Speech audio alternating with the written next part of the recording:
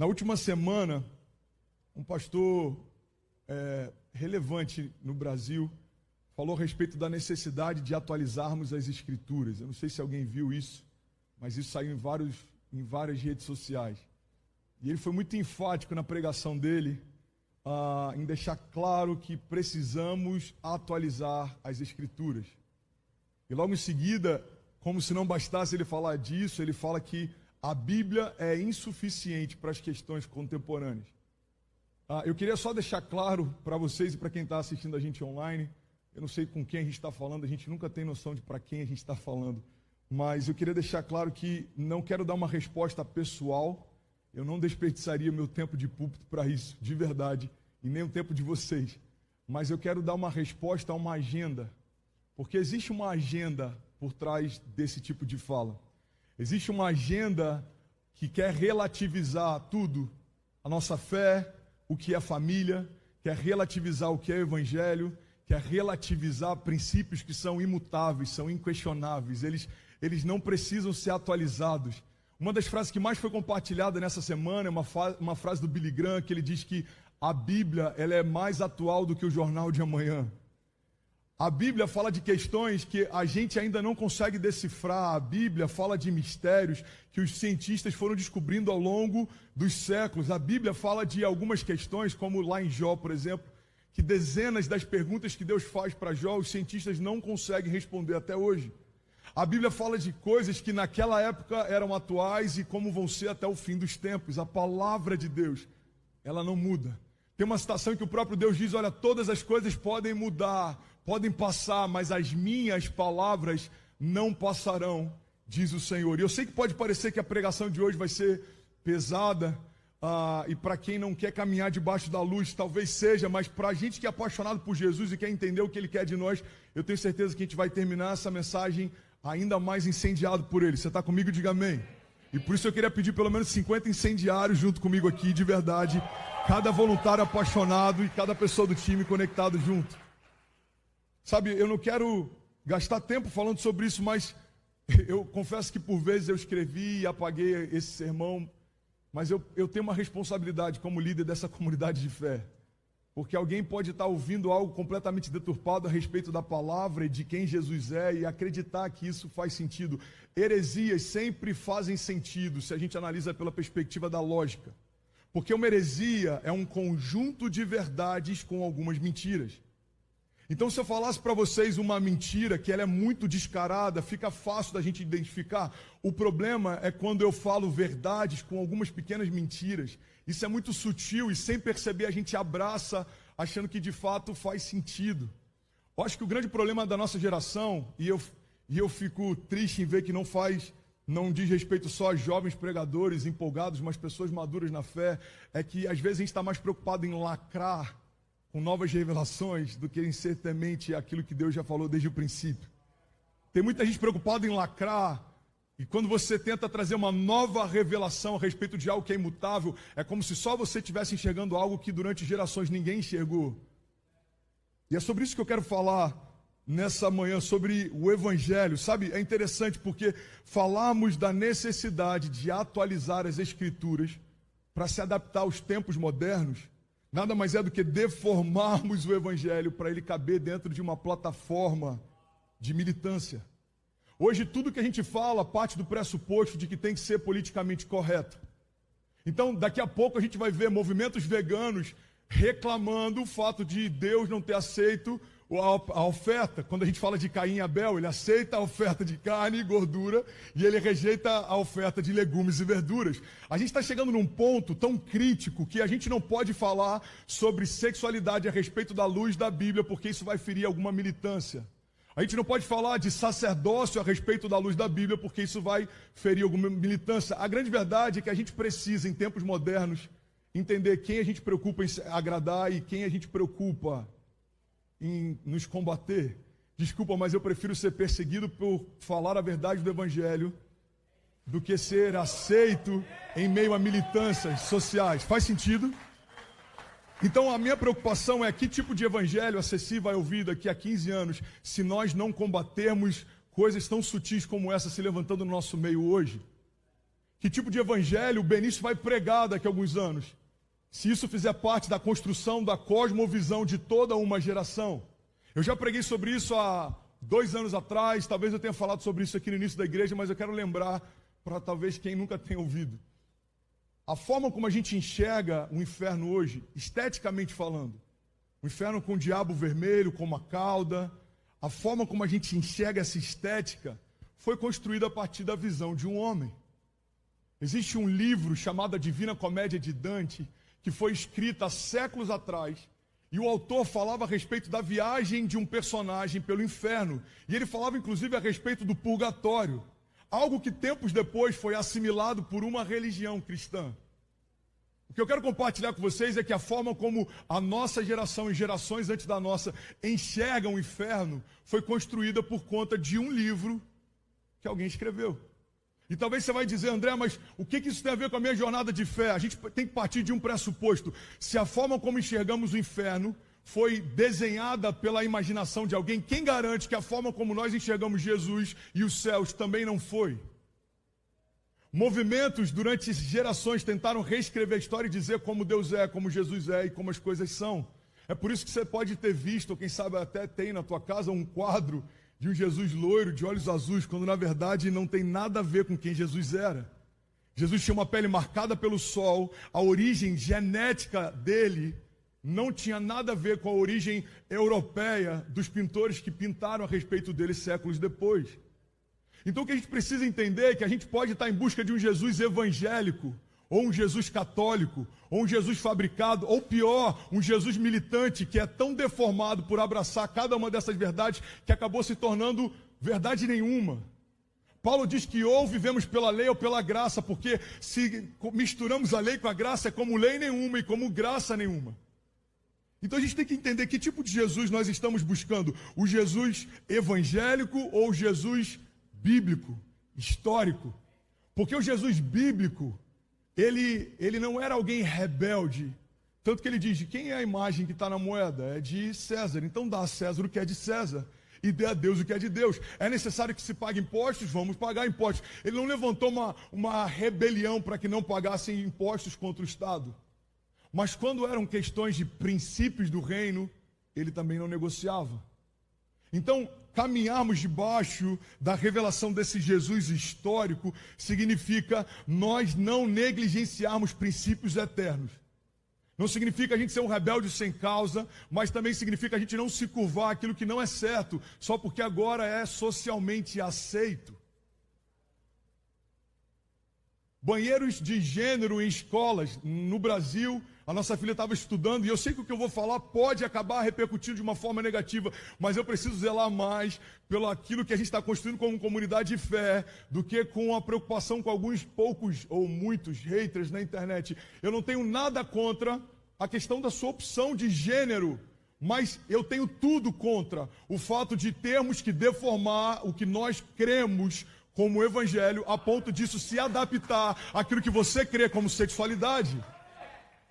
Então, eu não estou militando contra a tua escolha sexual. Não queira tornar o meu Jesus de acordo com a tua escolha sexual também. Não queira tornar aquilo que cremos, professamos, defendemos, de acordo com aquilo que você acredita que é o certo. Porque, por mais que possa parecer certo para você, não necessariamente é aquilo que é certo para ele. E eu preciso me preocupar com quem eu vou prestar contas. Falar da necessidade de atualizarmos a Escritura é algo que é inaceitável, é vergonhoso, é desprezível, mas não é novo. É escandaloso, é ridículo, mas não é novo. Em toda geração alguém tentou atualizar, e é por isso que a gente vê tantas bases de religião, bases teológicas, tantos movimentos. Por quê? Porque alguém quer parte daquilo que entendemos como verdade, mas com algumas poucas diferenças. E aí cada um começa a fabricar o seu próprio Deus, o seu próprio Jesus, a sua própria religião. Faz sentido para alguém? Agora olha o que Gálatas diz. Paulo está escrevendo uma carta para Gálatas. Gente, eu sei que para alguns você pode estar assim, uau, trouxe um convidado hoje. Eu queria tanto que fosse uma mensagem evangelística, eu queria tanto que ele fosse à frente. Irmão, a gente tem que se preocupar com que tipo de evangelho as pessoas têm aceitado, e é por isso que a gente está trazendo essa nivelar por cima. A questão não é se está todo mundo aceitando, a questão é que tipo de evangelho estão aceitando e para que tipo de Jesus estão correndo nos nossos apelos. Gálatas, Paulo diz o seguinte: olha, eu me admiro que vocês estejam abandonando tão rapidamente aquele que os chamou pela graça de Cristo para seguirem outro evangelho, que na realidade não é o evangelho. O que ocorre é que algumas pessoas o estão perturbando, querendo perverter o evangelho de Cristo. Mas ainda que nós, ou um anjo do céu, pregue um evangelho diferente daquele que nós pregamos, que seja amaldiçoado. Como já dissemos, e agora eu repito, se alguém lhes anuncia um evangelho diferente daqueles que já receberam, que seja amaldiçoado. Acaso busco eu agora a aprovação dos homens ou a de Deus? Acaso eu estou agora pregando para agradar homens? Se eu ainda estivesse procurando agradar homens, não seria mais eu servo de Cristo. E ele conclui dizendo no versículo 11, irmãos, eu quero que saibam que o evangelho por mim anunciado não é de origem humana. Eu não o recebi de pessoa alguma, nem ele me foi ensinado. Pelo contrário, eu o recebi de Jesus Cristo através de revelação. Tem uma passagem que fala a respeito da marca da besta. Alguém já ouviu falar sobre a marca da besta? Você já deve ter recebido algum PowerPoint dizendo que ela seria um chip colocado no pulso ou na testa. Você já deve ter visto uma série de teorias a respeito disso. E eu não quero defender porque, sinceramente, eu não tenho nem base para isso. Acho que um dos grandes erros de alguns pregadores é tentar defender coisas que não tem base para defendê-las. Então, eu não vou discutir sobre isso porque eu não tenho base para isso. Agora, o que eu quero compartilhar com vocês é uma linha teológica que acredita que o 666 nada mais é do que uma expressão do humanismo. Sabe, dentro da numerologia bíblica, o número 6 representa o homem. No sexto dia o homem foi criado. E em alguns momentos a gente vê essa representação do número 6 como sendo o homem. Quando a palavra fala sobre isso sendo o número da besta, a marca da besta, ele fala sobre esse movimento de humanismo. Ou seja, o homem pelo homem para o homem. Irmão, o problema do humanismo nada mais é porque a gente pega um homem como sendo o caminho que leva para ele mesmo como sendo o destino. Você quer um símbolo claro do humanismo? A gente quer adaptar a religião e a fé para algo que não confronte o nosso pecado.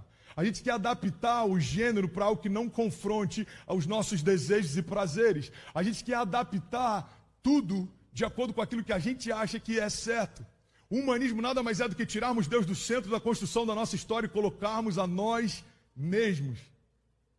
E sem perceber, a gente começa a relativizar tudo, inclusive a cruz. Eu falei sobre isso alguns dias atrás.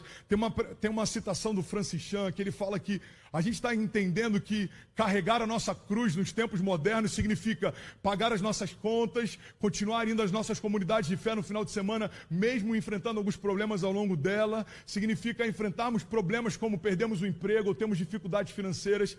E ele conclui dizendo, irmãos, todos esses problemas qualquer homem debaixo dos céus enfrenta. Isso não significa carregar a sua cruz, isso significa a vida real. Todo mundo enfrenta isso. Quando a palavra fala sobre carregar a nossa cruz, significa sobre nós entendermos que fomos chamados para algo que é eterno. E a glória daquilo que estamos construindo com Deus pesa mais do que tudo aquilo que nós poderíamos construir por nossas próprias mãos. Paulo chega ao ponto de dizer, olha, depois que eu tive a revelação de quem Jesus é, eu considero como esterco tudo aquilo que antes eu desejava. Então, carregar a nossa cruz significa, Deus, eu quero me gastar e deixar ser gasto para construir algo que tenha uma recompensa eterna. Eu não quero me satisfazer em fazer parte de uma igreja evangélica, eu quero me tornar como Cristo. Eu não quero me satisfazer em dar uma taxa evangélica através de uma oferta no domingo. Eu quero servir a construção de algo que seja maior do que eu. Eu quero viver por algo maior, eu quero servir por algo maior. Uma vez um repórter, quando estava no meio de um leprosário, foi perguntar para a Madre Teresa de Calcutá. A pergunta dele foi incrível e a resposta dela foi ainda melhor. Ele perguntou, cara, como é que você consegue fazer isso? Eu não faria isso nem por $1 milhão. E a resposta dela foi, eu também não. Ela não fazia por $milhões, porque a recompensa pela qual ela fazia, dinheiro nenhum pode comprar. E é por isso que eu acredito, irmão, Tem uma frase, eu não lembro do autor, ele diz, tem 3 coisas impressionantes que a gente vai ver quando chegar no céu. A primeira é encontrar lá pessoas que a gente não imaginou que encontraria. A segunda é não encontrar lá pessoas que a gente tinha certeza que encontraria. E a terceira coisa impressionante, quando eu chegar no céu, ele diz, é perceber que eu mesmo cheguei lá. A gente vai se assustar, irmão, em ver que muitos líderes religiosos não estarão e que muitas pessoas simples, que não têm base em várias coisas, estarão. Por quê? Porque servem a um Deus vivo e através de princípios. Não tem a ver com a eloquência, não tem a ver com o teu lastro, não tem a ver com o teu sobrenome, irmão, tem a ver com o teu coração puro e mãos limpas diante dele. E é sobre isso que eu quero falar nessa manhã. No tempo que a gente está vivendo, tudo foi relativizado. O seu gênero, você escolhe depois que for maduro. Aborto, você decide. Evangelho, você escolhe do teu gosto. A gente relativizou tudo, eu falei sobre isso há 2 semanas atrás, e é engraçado porque metade dessa mensagem eu já tinha preparado para pregar na série A Terra do Nunca, e eu queria falar sobre maturidade. A mensagem seria, maturidade significa entender que eu não posso diminuir o evangelho para que ele caiba no meu lifestyle, mas eu preciso entender que o evangelho vai me elevar para que eu ande à altura de quem Deus é. E quando eu parei para ler essa mensagem, eu falei, uau, há 2 semanas atrás já tinha algo gritando no meu coração a respeito disso e eu preciso me posicionar. E você que está conectado, eu quero te lembrar isso mais uma vez. Nós não estamos nos posicionando contra pessoas. Seria muito pequeno pegar 4.000 pessoas e parar só para isso. A gente está se posicionando contra uma agenda. Existe uma agenda de militância política. Por trás de tudo que a gente está vendo, existem movimentos que defendem negros, que são liderados por brancos. E eu não vou citar nome, mas você deve lembrar de algum que ganhou muita força nos últimos meses. Existem movimentos de negros liderados por brancos e tem muita gente que está se gastando por essa causa, acreditando que está levantando uma bandeira, quando na verdade está servindo de massa de manobra para outras pessoas que têm outros cunhos políticos, econômicos, sociais. Sabe o que eu acho interessante? Como líder de jovens durante anos, isso sempre me causou estranheza. Como pessoas conseguem dar a própria vida por uma causa como Greenpeace, e é tão difícil a gente liderar jovens e fazer com que eles entendam que a causa que eles servem tem muito mais peso do que salvar uma baleia, embora seja importante. Mas servir o Evangelho fala a respeito de salvar uma geração. Nós carregamos a única mensagem capaz de ressuscitar mortos, curar enfermos, liberar destinos. E é louco porque eu estou vendo uma geração que está se gastando por causas, por hashtags, por movimentos, mas não consegue se gastar pela Bíblia. E a pergunta que a gente precisa fazer não é por quê. A pergunta que a gente tem que fazer é que tipo de evangelho eles têm ouvido. Esses dias eu compartilhei um stories, eu não sei qual que foi a frase que eu coloquei, mas alguém me perguntou, pastor, mas você acha que grande parte da responsabilidade disso não é o evangelho que está sendo pregado nos púlpitos? Eu botei, não, eu acho que toda a responsabilidade disso está ligada ao evangelho que tem se pregado nos púlpitos. Porque a questão não é, irmão, se pessoas têm vindo para Jesus, a questão é que tipo de Jesus elas estão vindo atrás. Eu já falei sobre isso anos atrás, para alguém vai ser novo, vou falar de novo. Você está comigo, diga amém. Eu tive um choque sei lá, a gente está aqui 2 anos, então isso deve ter uns 4 anos. Estava cozinhando eu, a Kezinha, a Ceci, e a Cecília perguntou, pai, como é que é uma baunilha? Porque ela pegou uma essência de baunilha, a gente estava fazendo um bolo, não lembro o que era. Eu falei, filha, eu não sei. E de verdade, eu não sabia. E aí, eu fiquei encucado com aquilo, falei, cara, como é que é um baunilha? Eu fui para o Google, botei baunilha. Não sei se você já teve a oportunidade de ver uma baunilha, era completamente diferente do que eu imaginava. Eu imaginava que a baunilha era, sei lá o que eu imaginava que era uma baunilha. Mas não tem nada a ver com o que é uma baunilha. E aí, eu lembro que quando eu vi a imagem no Google, eu falei, uau, e aí Deus falou algo comigo. Deus falou, filho, você acredita que conhece o gosto da baunilha, o cheiro da baunilha, mas você não tem nem ideia de como é uma baunilha? E assim é muita gente comigo. Tem pessoas que acreditam que sabem quem eu sou, o cheiro que eu tenho, como eu me movo, mas nunca foram apresentadas a mim de verdade. Olha que louco isso. Se for para isso, você pode aplaudir, irmão. Olha que louco. Você já parou para pensar, se a gente fosse experimentar aqui uma baunilha, ela pode ter um sabor completamente diferente do que disseram para a gente que é uma essência de baunilha? Pega isso, irmão. Sabe o que eu percebi? Com 29 anos de idade, eu percebi que a vida inteira eu sempre achei que sabia qual era o sabor de uma baunilha, mas, na verdade, eu comprei a ideia que alguém me passou de como é uma baunilha. Se você colocar uma essência de baunilha, todo mundo aqui vai falar, mano, já sei, é baunilha. Mas e se o cheiro for completamente diferente? E se o sabor for completamente diferente? Eu acho que a culpa não é só de quem vendeu essa ideia pra gente, mas talvez seja da gente de nunca questionar qual o sabor de fato ela tem. Assim é o Evangelho. Pastor, mas como então fica essa relação de um pregador pregando a mensagem se você está apresentando Cristo para a gente? Então, essa é a primeira etapa da sua jornada de fé. Mas a partir do momento que Cristo foi apresentado para a gente precisa começar a ter as nossas próprias revelações de quem Cristo é. Não existe mais um intermediário entre Deus e a criação. Todos nós temos livre acesso à presença dele. Sabe, na antiga aliança, quando o homem queria ver a Deus, isso era impossível, porque a glória de Deus fulminava a criação. Moisés fala, eu quero só te ver. Ele fala, não posso. Lance, então vai para trás da rocha, eu vou passar pela fenda rapidinho. Por quê? Porque a glória de Deus, ela não podia ter contato com o pecado da criação. Mas graças a Deus que estamos debaixo de uma nova aliança. E Deus não só se revela para nós, como flui através de nós. Então você não precisa ter uma versão de uma essência artificial de quem Ele é. Ele quer se revelar para você hoje. Você está comigo? Diga amém. Pastor, mas será que a gente não precisa atualizar as Escrituras porque os tempos mudaram? Não, não precisa. Romanos 12 diz, não se amoldem ao padrão desse mundo, mas transformem-se pela renovação da sua mente, para que aí então, olha só, é um pré-requisito, para que aí então possa experimentar qual é a boa, agradável e perfeita vontade de Deus. A gente não pode flexibilizar, a gente não pode relativizar, a gente não pode diminuir, a gente não pode alterar, a gente não pode atualizar, a gente não pode diluir, irmão. Não podemos diluir a mensagem do Evangelho para que mais pessoas bebam. Que adianta mais gente bebendo de algo que não tem mais poder para curar? Eu estou com dor de cabeça.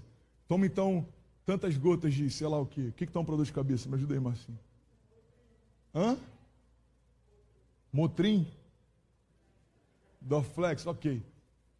Aí você fala, bom, só que está todo mundo com dor de cabeça. Então o que faz? Então pega essas dois comprimidos que para mim seriam suficientes e dilui para todo o auditório. É isso que a gente está fazendo. A gente pega algo que é puro, intenso, imutável, perfeito, e a gente quer diluir para que todo mundo beba. Qual o problema? Está todo mundo do mesmo jeito. A igreja evangélica cresceu nos últimos anos.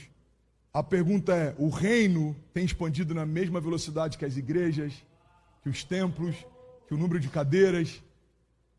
Eu lembro que há anos atrás eu fui numa entrevista de rádio e o radialista ele perguntou assim, cara, a igreja evangélica está crescendo muito, né? A gente vê que o mercado gospel expandiu. Eu falei, no momento que a gente puder medir o crescimento da igreja pelo crescimento do mercado gospel, a gente precisa fechar as portas.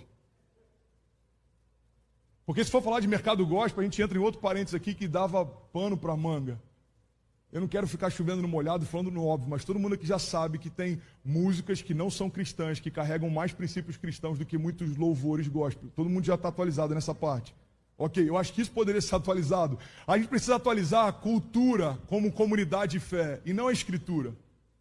Eu preciso atualizar algumas questões que são práticas e mudam de tempos em tempos, mas sabe o que eu acho interessante? O Evangelho, ele sempre foi desconstrução. Gente, faz sentido para alguém que eu estou pregando? Você me dá mais 10 minutos?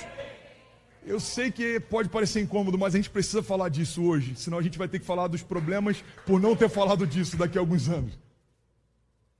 O Evangelho sempre foi disruptivo. O Evangelho sempre foi para gerar confronto. Ele gera confronto em todos os aspectos. Você quer um exemplo?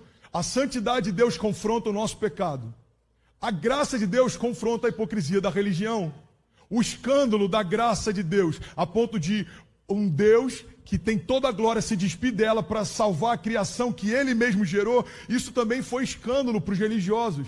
Ou seja, sobre qualquer aspecto, o evangelho precisa causar uma mudança de rota. Ele é disruptivo. E se ele não mudar alguma coisa em nós, se ele não nos confrontar, se ele não gerar incômodo, não é o evangelho que a gente está ouvindo, ou algo parecido com isso.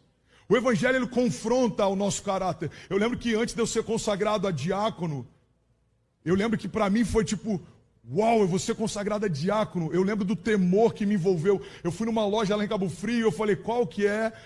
O uniforme que a gente usava para servir era blusa social branca, gravata vermelha e calça social preta. Você deve ter me imaginado já vestindo essa roupa. Eu cheguei lá, eu falei, qual que é a blusa mais cara que você tem social branca? Aí tinha, sei lá, tem uma Pierre Cardin, não lembro qual que era, Yves Saint Laurent. Era alguma da loja lá. Eu falei, eu quero essa. Qual que é a calça mais cara que você tem? Tal, eu quero essa. Qual que é a gravata mais cara que você tem? Essa. Porque eu falei, cara, eu vou servir a Deus, brother. Eu tenho que botar a melhor roupa, porque eu posso estar servindo pela última vez. Eu lembro que eu só chorava na minha consagração, meus pais estavam lá, o pastor derramando óleo sobre a minha cabeça. Eu lembro do zelo que era, tipo, eu de alguma forma vou servir a Deus, eu vou servir a ceia para os irmãos, eu vou participar das reuniões de liderança, eu vou ouvir o que o pastor sonha para a igreja em primeira mão. Aquele temor me consumia. E eu lembro que eu fui fazer um curso preparatório para obreiros, se chamava CPO, curso preparatório para obreiros. Toda segunda-feira, e tinha uma dos módulos que falava sobre caráter. E quando eu chegava no escritório na terça, quando eu tinha vontade de fazer algumas coisas, eu lembrava do que foi ministrado na noite anterior, eu entrava no banheiro e começava a chorar, de raiva. Porque eu falava, Deus, eu não quero mais ser esse cara. Me dava vontade de explodir, eu ia para o banheiro, eu chorava de raiva, eu falava, Deus, tira isso de mim, eu quero o fruto do Espírito, eu tenho nojo desse André. A verdade, irmão, é que não pode nascer quem Deus sempre quis que a gente fosse, enquanto não morrer quem nós nos tornamos. E às vezes a gente quer domesticar os nossos pecados, domesticar os nossos gigantes, domesticar os nossos erros. Irmão, eles não são para serem domesticados, eles foram feitos para serem vencidos. Então alguns vão dizer, André, então eu preciso sair da igreja e estar pronto para voltar. Não, você não vai conseguir sozinho. Não é isso que eu estou falando. O que eu estou falando é que você precisa permanecer, mas não precisa diminuir o que o evangelho é para caber dentro de você. Isso é pequeno demais para a gente fazer com o evangelho. Sabe, Jesus ele usa um termo, vocês estão comigo ainda, diga amém. Jesus ele usa um termo, apóstolos. Mas sabe o que é interessante? Esse termo já existia na época. Jesus, ele intencionalmente utiliza alguns termos que já existiam na época, e é como se ele desse uma nova roupagem para eles. Talvez Jesus tenha atualizado alguns termos, ok? E aí ele fala, olha, vocês são como apóstolos. O que é o ministério apostólico? A Roma tinha apóstolos que eram enviados para alguns lugares antes de Roma chegar lá e dominar aquele lugar. Então os apóstolos de Roma, eles eram enviados pelo imperador e eles começavam a destruir a cultura local. Eles começavam a implodir a cultura local. E eles começavam a trazer conceitos e princípios da cultura de Roma.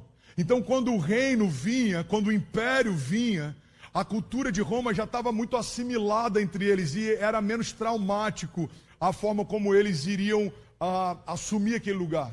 Então, quando Jesus está falando de apóstolos, o que ele está dizendo basicamente é o seguinte, olha, vocês vão implodir a cultura que existe e vocês vão manifestar a cultura dos céus.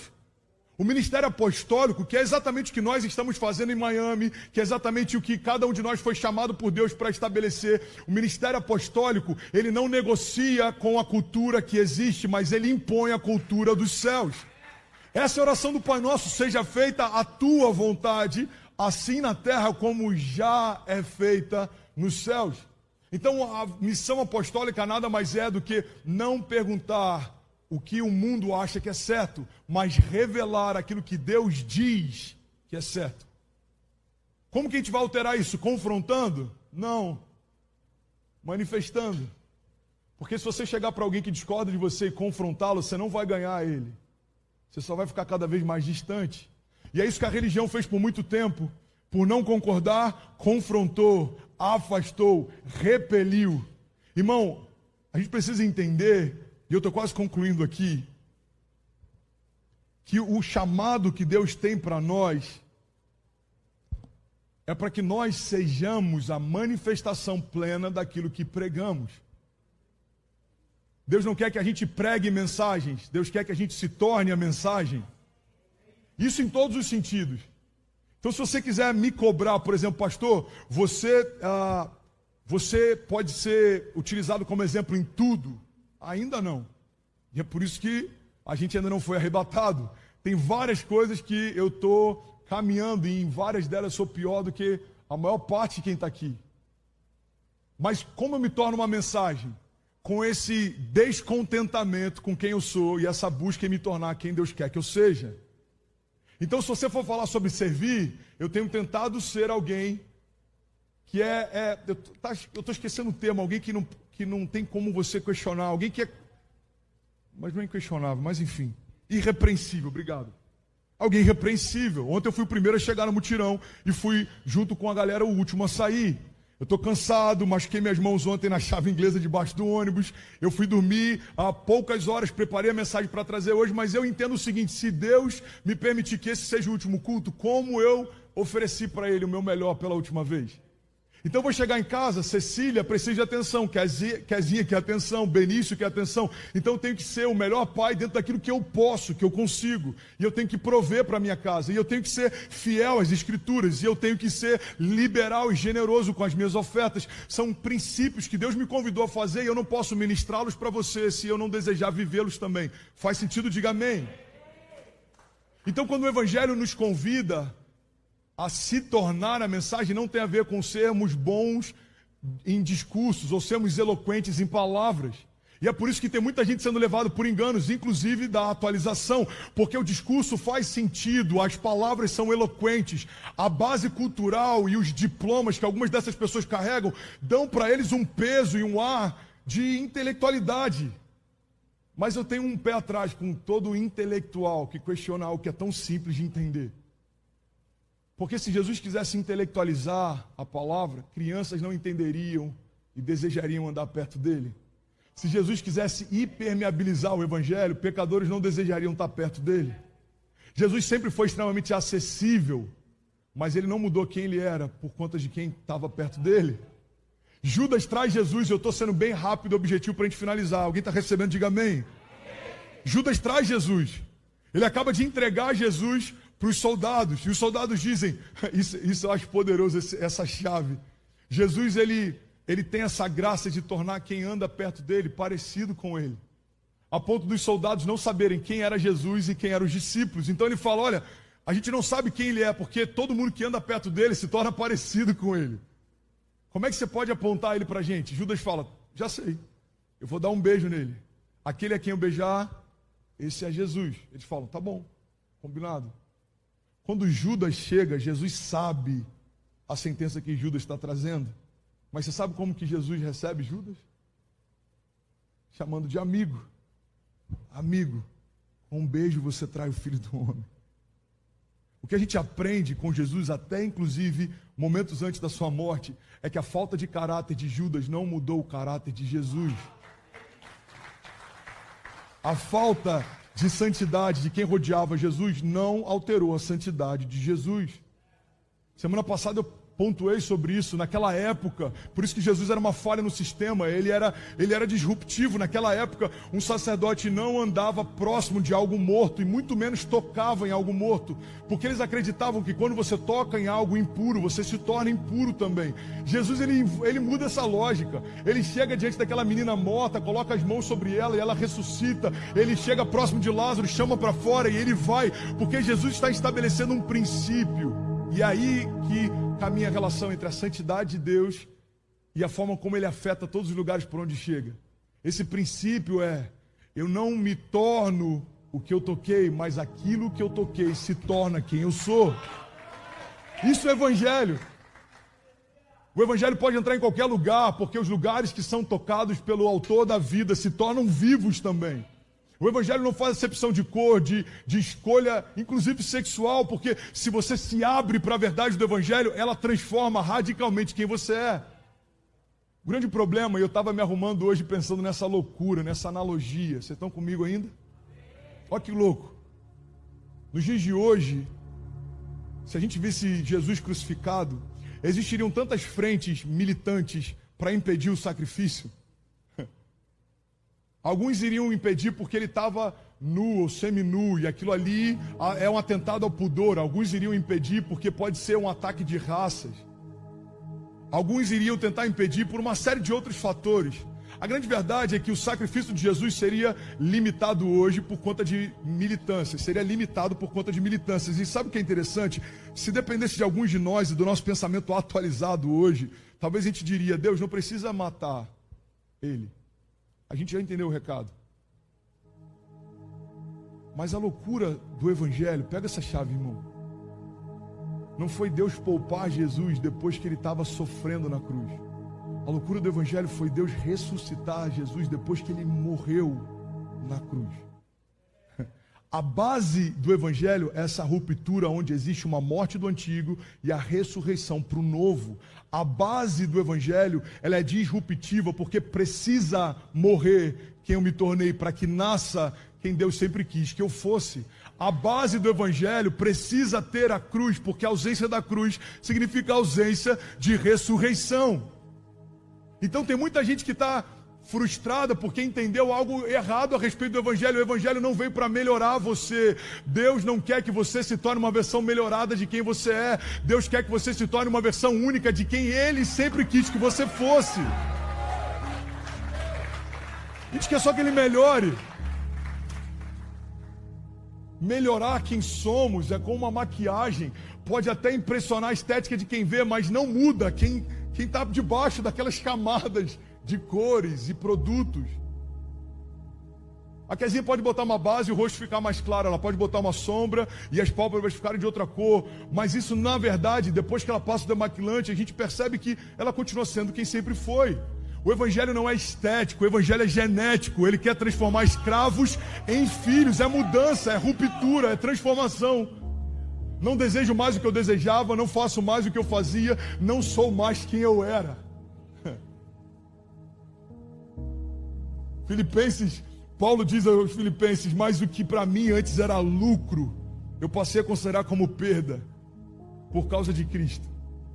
Mais do que isso, eu considero tudo como perda, comparado com a suprema grandeza do conhecimento de Cristo Jesus, meu Senhor, por cuja causa eu perdi todas as coisas. Eu as considero como esterco para poder ganhar a Cristo, ser encontrado nele, não tendo a minha própria justiça que procede da lei, mas que vem mediante a fé em Cristo, a justiça que procede de Deus e se baseia na fé. Irmãos, eu não penso eu mesmo já tenha alcançado isso, mas uma coisa eu faço, esquecendo-me das coisas que ficaram para trás e avançando para aquelas que estão adiante, eu prossigo para o alvo, a fim de ganhar o prêmio do chamado celestial de Deus em Cristo Jesus. Paulo, ele está falando, instrumental todo pode esperar, pode deixar só o teclado, por favor, eu tenho algumas verdades ainda, eu só preciso de mais 5 minutos, de verdade. Paulo está dizendo, olha, se comparado a, e essa está uma chave, pega isso, irmão. Por que nem sempre a gente consegue entender como sendo lixo aquilo que a gente está construindo? Porque às vezes a gente não está comparando com aquilo que Deus quer construir. Paulo não está dizendo que o que ele fez era esterco. Paulo era um homem sábio, ele dedicou a sua vida para entender os princípios da palavra. Paulo, ele foi discipulado aos pés de Gamaliel. Paulo, ele era um homem sábio, erudito, inteligente. Isso não é algo que se deve descartar, mas ele está dizendo, eu descarto aquilo que eu construí se comparado a aquilo que Deus quer construir em mim. Cara, isso é muito forte. Por que nem sempre conseguimos nos desfazer do que nos tornamos? Porque talvez ainda não entendemos quem Deus quer nos tornar. É tão claro a diferença daquilo que eu sou e aquilo que Deus quer que eu me torne. Irmãos, eu já sonhei tanta coisa, é ridículo. Se eu fosse falar para vocês coisas que eu já sonhei com 10 anos, 12 anos, 15 anos, 17 anos.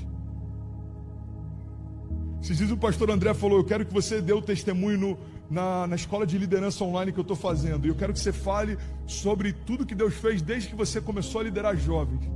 E na minha cabeça eu pensei, cara, mas quem sou eu para inspirar líderes através do meu testemunho?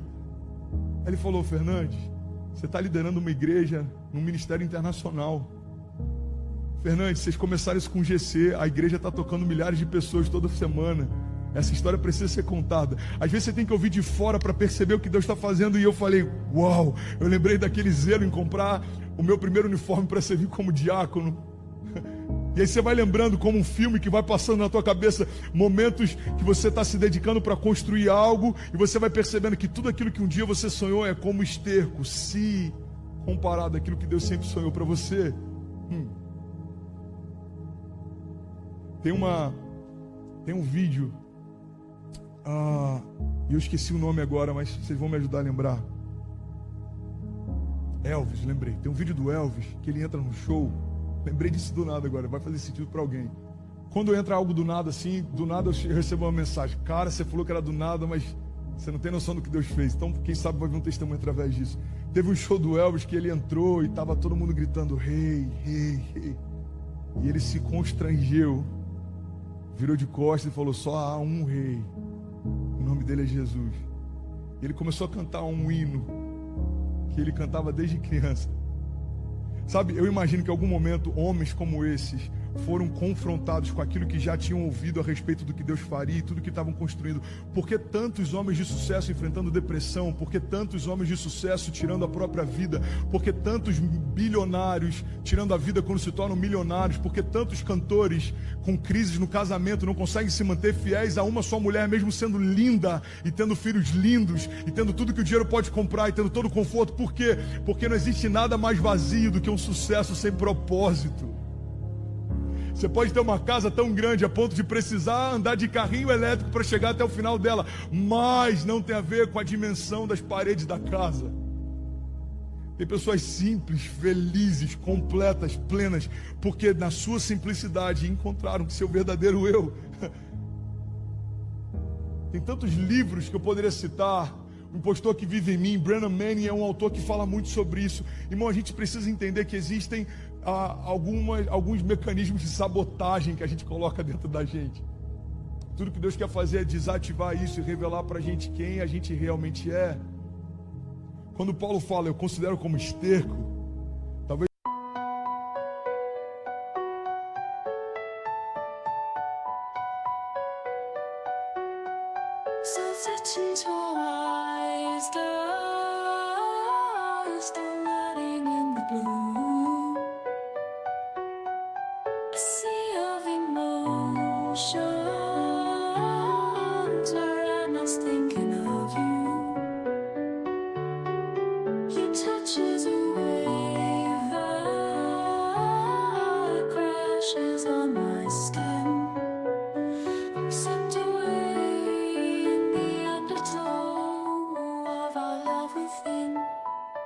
I'm lost in your ocean.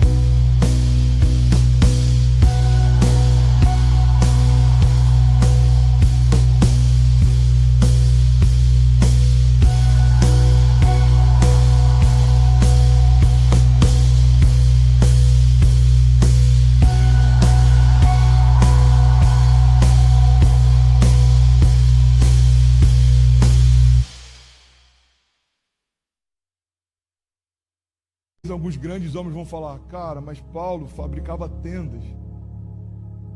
É fácil você falar isso quando o que você tem talvez não tenha tanto valor. Mas a minha pergunta é: das pessoas que mais te inspiram, de verdade, você olha para elas, alguns grandes iconoclastas, pessoas que mudaram a história, o que inspira você em relação a ela não é o que elas construíram de valor, mas a mensagem que elas se tornaram. Se a gente colocar a música da vitória do Ayrton Senna aqui, algumas pessoas vão se emocionar. Eu lembro até hoje o dia que ele morreu. Talvez todo mundo aqui lembre. Eu não sei quantos carros ele tinha, eu não sei quais as casas que ele tinha, eu não tenho a menor ideia do patrimônio dele. Mas a mensagem dele era: a gente não vai desistir, porque a gente é brasileiro e não desiste nunca. Você percebe que são mensagens? Homens se tornaram mensagens. Martin Luther King, I have a dream. E toda uma geração passou a sonhar o sonho de um homem, que na verdade nunca foi dele. Era o sonho de Deus, ele só compartilhou. Você percebe isso?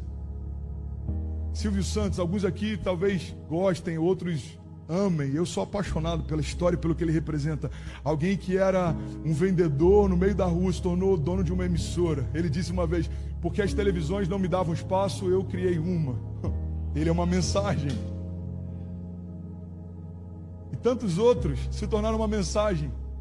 E o que Deus está dizendo para a gente é: ei, eu quero que você se torne uma mensagem também. Eu quero que você se torne. Talvez alguns vão dizer: mas eu não vou tocar milhares de pessoas. Mas certamente você vai tocar os seus filhos. Você já é uma mensagem para os seus filhos. Você já é uma mensagem para a sua comunidade, para o seu ciclo social. Você já é uma mensagem para quem carrega perto. Você já é uma mensagem. Uma das coisas que nessa pregação foi compartilhada é que são cartas ao novo mundo. Eu queria finalizar dizendo que nós não somos cartas para o novo mundo. Nós somos novas cartas para um velho mundo. Os pecados sempre são os mesmos. Sodoma e Gomorra não começou hoje. Você vê o pecado de Sansão, você vê a religião e a hipocrisia, você vê a corrupção, você vê a Babilônia, o Egito, irmão. Não são pecados novos, não são problemas novos, não são afrontas novas. A fornalha ardente, a forma como pessoas se rebelavam contra o Deus vivo, nada disso é novo. Então não é necessário cartas para o novo mundo, mas novas cartas para um velho mundo. Paulo diz: olha, vocês são como cartas. Segundo os Coríntios 3:2, ele diz: vocês são a nossa carta, escrita em nosso coração, conhecida e lida por todos. Vocês demonstram que são uma carta de Cristo, resultado do nosso ministério, escrita não com tinta, mas com o Espírito do Deus vivo, não em tábuas de pedra, mas em tábuas de corações humanos. Tal é a confiança que temos diante de Deus por meio de Cristo.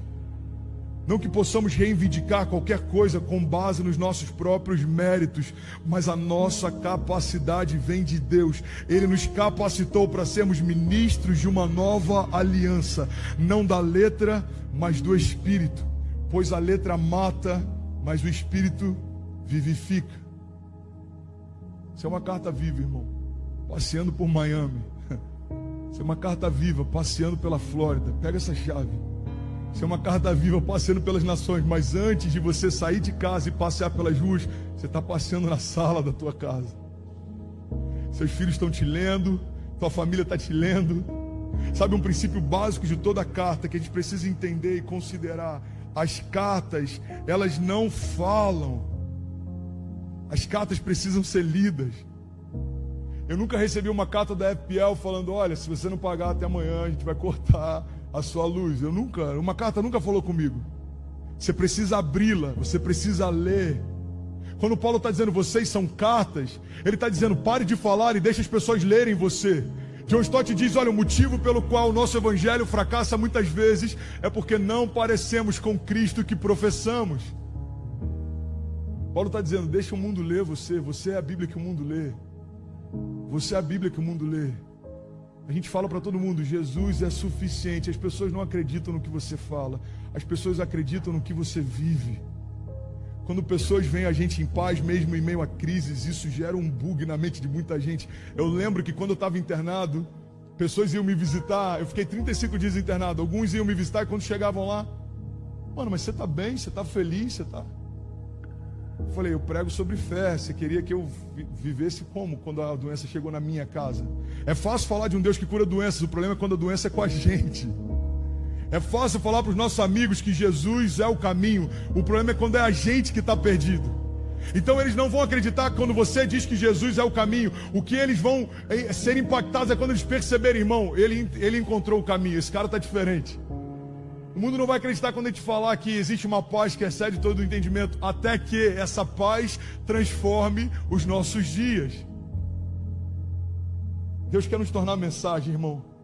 E eu queria te fazer esse convite em nome de Jesus, com muito zelo.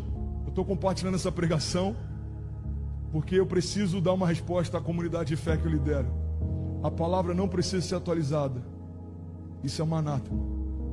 O nosso coração que precisa ser atualizado. O Evangelho tira um coração de carne, de pedra, coloca um coração de carne. Ele transforma a nossa mente. Ele diz, olha, vocês precisam ser renovados pela transformação do vosso entendimento, para que aí então possam experimentar qual é a boa, perfeita e agradável vontade de Deus. Irmão, o Evangelho é quem atualiza a criação, não a criação que atualiza o Evangelho. Isso tem que partir desse pressuposto. O Criador define, a criação só descobre. Às vezes a gente está querendo dizer para Deus como fazer, como vai ser. Ei, irmão, deixa Deus ser Deus na sua vida. Eu quero orar com você. Feche teus olhos em nome de Jesus. Você que está aqui com a gente nesse auditório, você que está conectado, já somos mais de 4.000 pessoas. Japão, Bélgica, Emirados Árabes, Cuba. Feche teus olhos em nome de Jesus. Pai, nós oramos debaixo desse ambiente de temor, Pai. Nós não queremos caminhar iludidos, nós não queremos caminhar confundidos, nós não queremos gastar tempo construindo algo que não tem valor, nós não queremos nos iludir construindo coisas que o Senhor não tem alegria em ver sendo construídas. Pai, nós pedimos em nome de Jesus, alinha o nosso coração com o Teu, Pai, nos mostra qual é o propósito pelo qual nós fomos gerados. Nós queremos nos tornar a mensagem. Nós queremos nos tornar a mensagem, tocando os nossos filhos, a nossa casa, tocando as nossas igrejas, tocando a nossa geração. Levanta, Pai, nessa geração homens e mulheres incorruptíveis, com coração puro, com mãos limpas, que são apaixonados pelo Senhor e que não temem nada além do Senhor.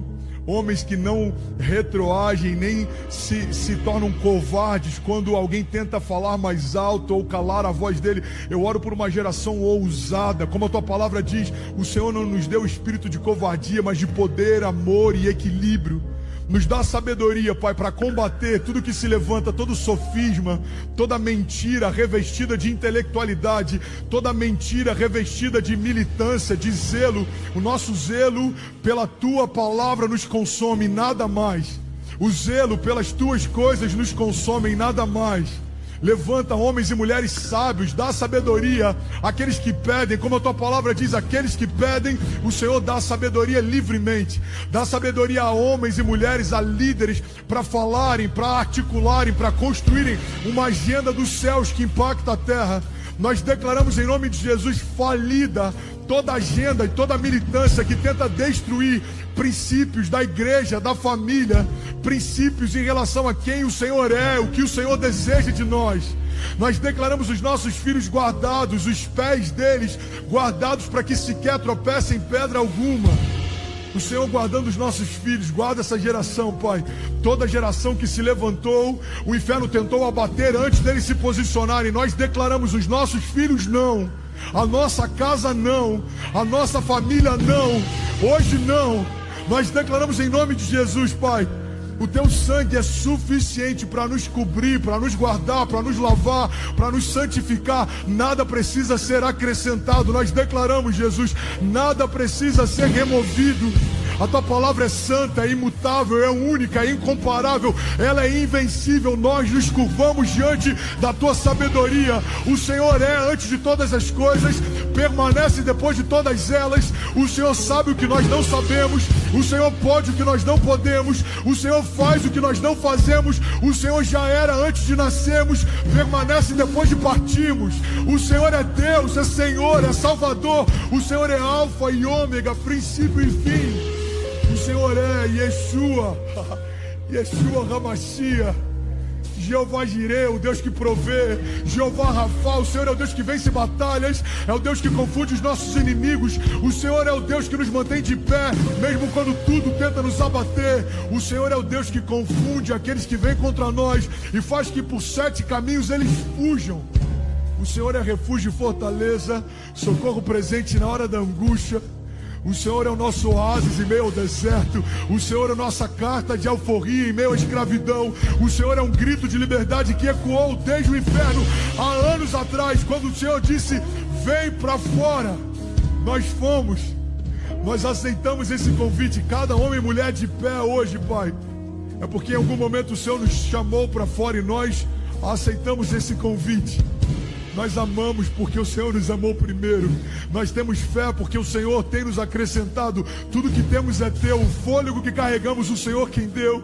O dinheiro que nós temos, o Senhor nos permitiu conquistar. Em alguns momentos o Senhor mesmo nos deu, mesmo sem conquistarmos. Nós estamos de pé porque o Senhor nos mantém assim. A tua misericórdia é o motivo de não sermos consumidos. Nós não tínhamos nada de bom para apresentar, mas o Senhor entregou o seu melhor para que nós nos tornássemos um contigo. O Senhor nos amou de tal maneira que entregou o seu único filho para que nós não perecêssemos, mas fôssemos salvos. Por isso nós declaramos, Jesus, nós declaramos, nós te amamos, nós te desejamos. O Senhor é maravilhoso conselheiro, nós reconhecemos isso. Deus forte, Pai da eternidade, príncipe da paz. Toma um lugar central da nossa casa, Jesus. Toma um lugar central da nossa igreja. Toma um lugar central na construção dos nossos dias, na construção da nossa história. Toma um lugar, Jesus. Nós oramos agora. Se você crê nisso, ore em concordância. Diga: nós oramos e declaramos. Todos os altares que construímos mesmo sem perceber, quebramos todos eles agora.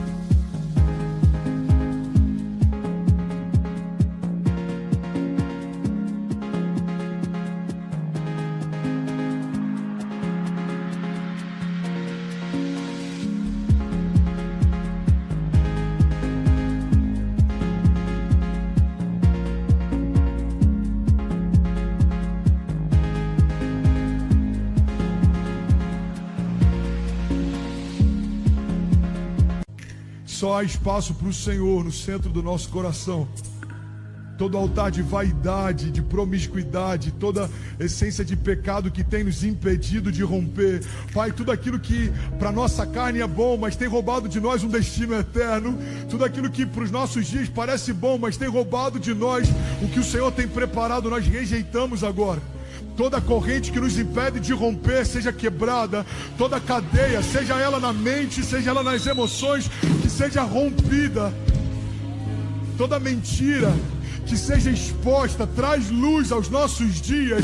O Senhor é lâmpada para os nossos pés, é luz para o nosso caminho. Revela-nos, Deus, a tua vontade. Retira de nós, Pai, tudo que é inútil, tudo que é perecível, tudo que é supérfluo, tudo que não te agrada. E fala para cada um de nós, Pai, como um outdoor, qual é a tua vontade. Nós queremos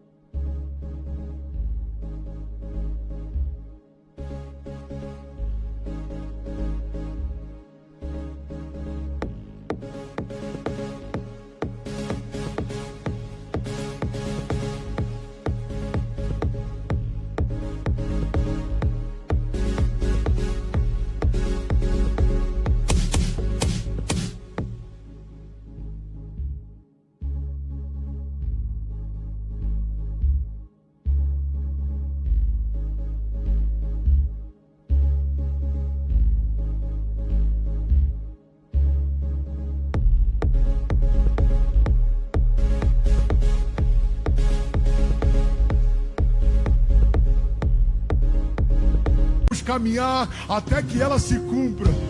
Nós queremos construir uma história que fale a respeito de quem o Senhor é, apesar das nossas palavras.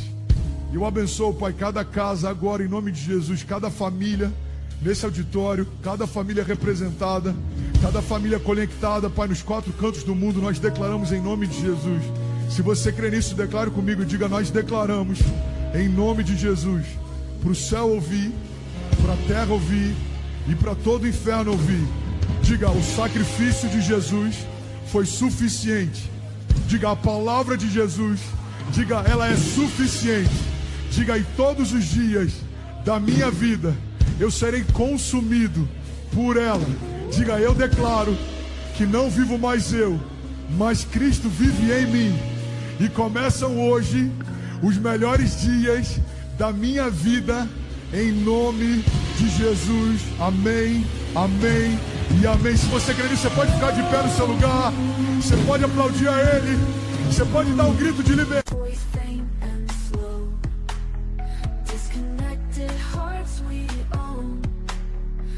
Just carved in pixel clones.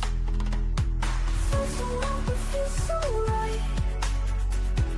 In the haze of darkest nights, shining through the endless bleed. In this wire frame we are free. Ooh, we dance in synthetic lights. Shadows of forgotten nights. We chase our endless heights, and neon dreams we ride. Fading footprints in the snow, hollow voices faint and slow. Disconnected hearts we own, futures carved in pixel clones.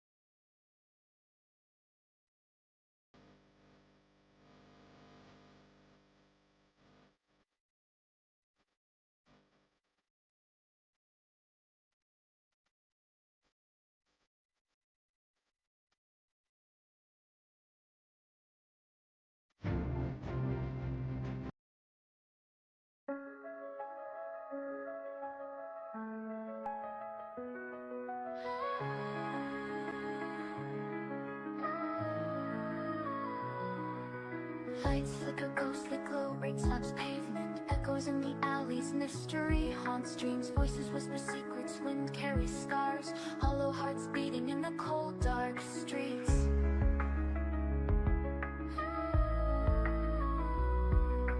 Blindfold tight, grasp for sense, feeling lost, walls closing in, trapped, no way out here. Faint lullabies clash, broken promises, weight of sorrow pulling downwards in despair.